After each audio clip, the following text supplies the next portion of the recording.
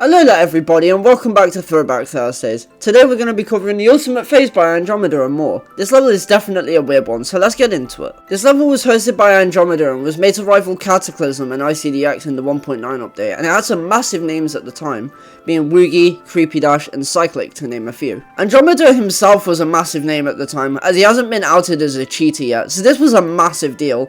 It would go on to be one of the first actually Extreme Demon Mega collabs at the time too, so of course it would be massive. However, a few months after releasing this, he admitted to hacking after many accusations, and basically all of his major achievements were hacked, which also led to him quitting the game due to stress from the community. Anyway, onto the actual level itself. It's not great. I found it to be really boring in basically all areas except two, which happened to be back to back, which is nice. Tagrisek and Woogie's parts were both way above the rest of the leveling quality in my opinion, that being decoration and gameplay. I don't know why, but I just really like the dual wave. It just looks so cool and was so satisfying to play. That's basically all I liked about the level, and because both of these parts are 40% into the level, it was almost like it was trying to be boring on purpose. Literally everything until the end of Nancy Boy, I mean Guitar's part was so mind-numbing and just boring after you figure out the patterns. The only part was somewhat satisfying was Creepy Dash's part, but that was only because it was like the hardest part in the first 20. This is where the level decides to go even further down in the ditch than it was before. The transition at the end of Guitar's part is different every time, which means the transition at the start of the UFO is different every time. What doesn't help is that the UFO is structured terribly as well, so making an inconsistent transition doesn't help at all.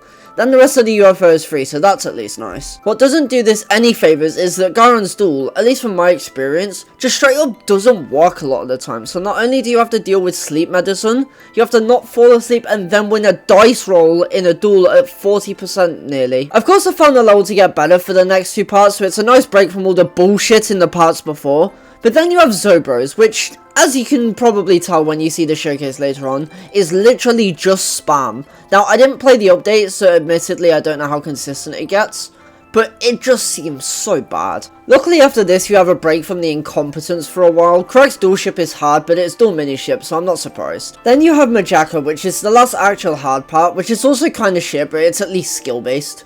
After this, everything isn't too hard, and you basically beat it once you pass Majaka unless you fuck up, which I tend to do a lot in my completions, but we don't talk about that. Overall, this level just really isn't good, and I doubt the update made it any better as well, as all it did was fix some deco, I'm pretty sure, in Andromeda's part, and they just reverted it to the original version, which makes it even harder than obviously the version I played. Now I've shit on the level for this long, let's shit on it a bit more before the showcase, whilst we put it on the tier list. Alright, so, for the tier list, I'm gonna put this in awful. I would put this in die, but at least this level has some good parts. It's not genuinely just a waste of space on the servers. So, it at least deserves one a tier above Redwell, but there will be more levels here eventually, I'm sure. Now we've placed it on the tier list, let's show the showcase.